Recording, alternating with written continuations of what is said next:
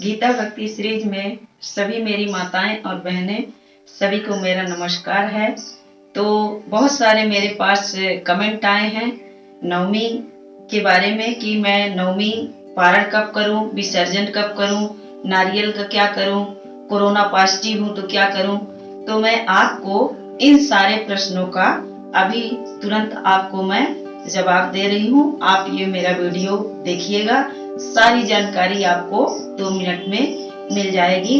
तो आइए मैं आपको सारी आपकी परेशानियां दूर कर देती हूँ कि कब आपको पारण करना। आप ये पूछे हैं मुझसे, कमेंट किए हैं कि विसर्जन मैं नवमी में करूं या 10वीं में करूं, नवमी कितने बजे तक है तो कितने समय में विसर्जन करूं।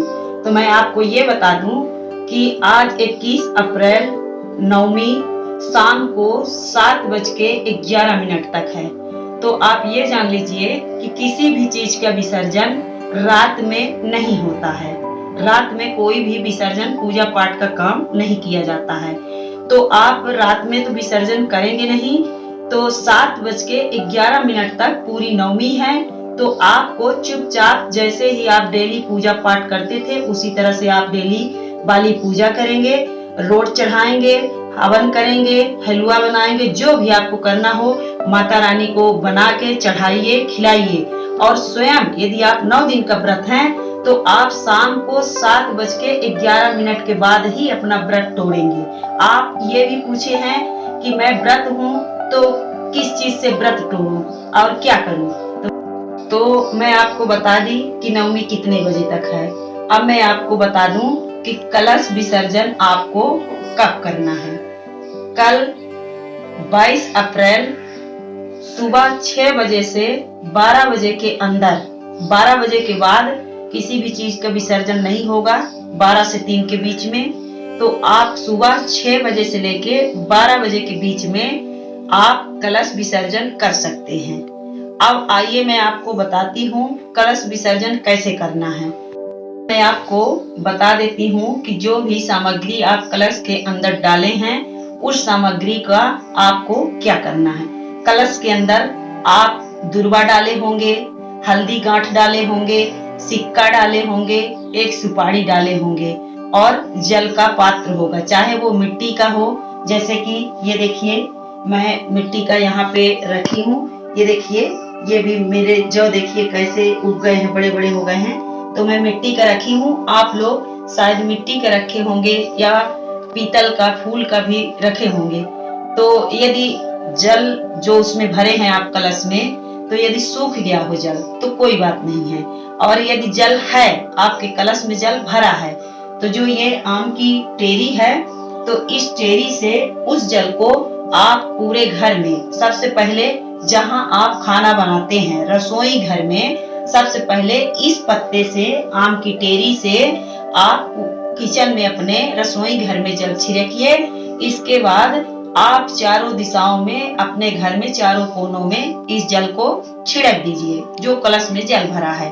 और फिर जो जल बचे अपने घर के सदस्यों के ऊपर भी थोड़ा थोड़ा जल को छिड़क देना है। शायद इतना ही जल इस पात्र में बचा होगा, बाकी पता नहीं, माता रानी की सब कृपा है कि वो जल क्या हो जाता है। यदि आपकी श्रद्धा और भक्ति है तो इसमें रखा हुआ जल पूरा नहीं होगा, आधा ही होगा, शायद एक भी ना हो। इसका मतलब वो माता रानी जाने। अब आप क्या करें, जो आप उसमें सिक्का रखे हैं, सुपारी रखे हैं, हल्दी की गांठ रखे हैं, तो आप सिक्का, सुपारी, हल्दी की गांठ तीनों को एक लाल कपड़े में बांध करके और अपने धन जहां एकत्रित किए हों, अपने अलमारी, पेटी, बक्सा, जो भी चीज में, आप उसमें उस सामग्री को लाल कपड़े में बांध करके रख दीजिए। उसको विसर्जन करने की कोई आवश्यकता नहीं है। साल भर उसको अपने तिजोरी में रखिए। जब अगले साल फिर नवरात्रि आएगी तो वो वाली चीज निकाल के आप विसर्जन कर देंगे और नई वाली चीज आप अपने तिजोरी में फिर से रख देंगे। तो ये मैं कलश में रखी हुई चीज को बता दी हूँ कि क्या करना है। मैं आपको बता दूं, जो आप कलश के ऊपर ये देखिए नारियल रखे होंगे, इस तरह से कलश के ऊपर एक नारियल रखे होंगे और एक नारियल दूसरे कलश में आप प्रधान देवता भी बना के रखे होंगे। तो जो नारियल आप प्रधान देवता बना के रखे हैं उसको आप किसी भी जलाशय में, नदी में विसर्जन कर दीजिए। यदि अभी कोरोना चल रहा है, इस समय बहुत बड़ी महामारी है, तो आप किसी जलाशय में विसर्जन नहीं कर सकते हैं, तो उस प्रधान देवता वाले नारियल को चुपचाप आप कपड़े में ही बंधा कहीं भी पूजा स्थान पे एक जगह रख दीजिए। जब कोरोना खत्म होगा, महामारी खत्म होगी और यदि हम बचे रहते हैं तो उस नारियल को आप जलाशय में विसर्जन कर दीजिए। आप जो नारियल ये कलश पे रखे हैं आप, तो इस नारियल को आप तोड़ दीजिए।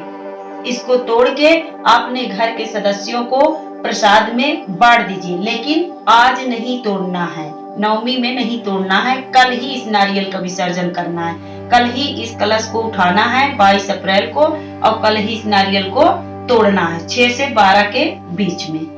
अब आइए मैं आपको ये बताती हूँ कि जो ये आप जौ बोए होंगे, व्रत होंगे या ना भी व्रत होंगे, तो इस तरह से यदि आप जौ आपने माता रानी के पास जौ को बोए हैं और इस तरह से जौ हो गए हैं, देखिए मेरे भी माता रानी बहुत मेरे ऊपर खुश हैं, मेरे भी जौ इस तरह से हो गए हैं। तो अब मैं आपको बता दूं कि इस जौ का आपको क्या करना है। यदि आप कन्या खिला रहे हैं आज, तो ये जौ को आप गिनती से 1-1, 2-2 जौ उन कन्याओं को आप दे सकते हैं। उन कन्याओं को भी विदा करते समय 1-1, 2, 3 जौ गिनती से आप दे दीजिए। और भी जो जौ बचेंगे तो आपने घर में जहां भी आपकी तिजोरी होगी उसमें आप 7 ठो जौ गिन करके रख दीजिए। जहां कहीं आपकी तिजोरी हो उसमें भी ये आप 7, 11, 21 गिनती से इस जौ को आप रख दीजिए। साल भर आपके तिजोरी में ये जौ रखा रहना चाहिए।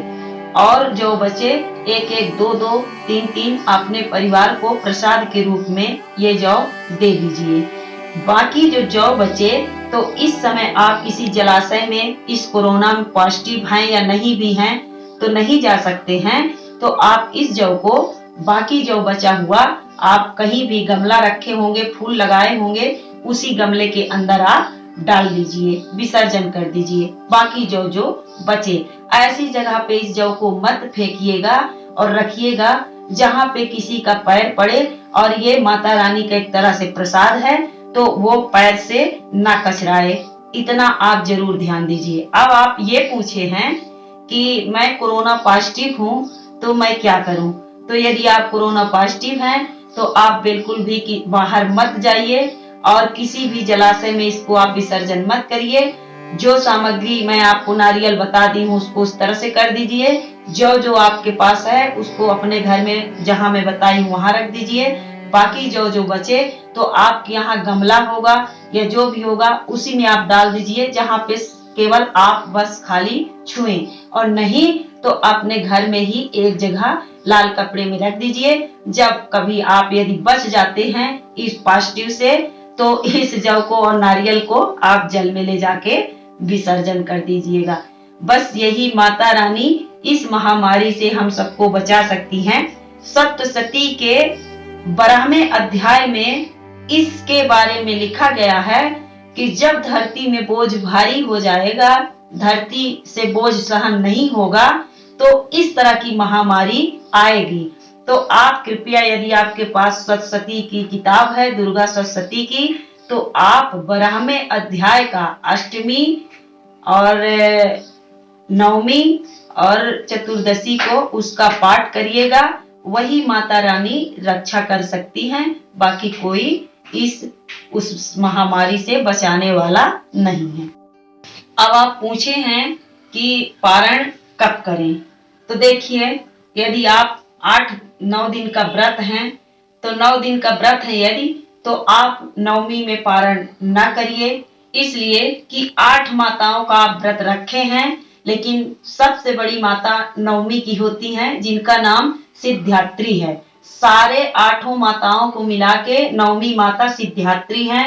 यदि उनका व्रत आप नहीं रखते हैं तो आपका व्रत खंडित है, कोई मतलब का नहीं है।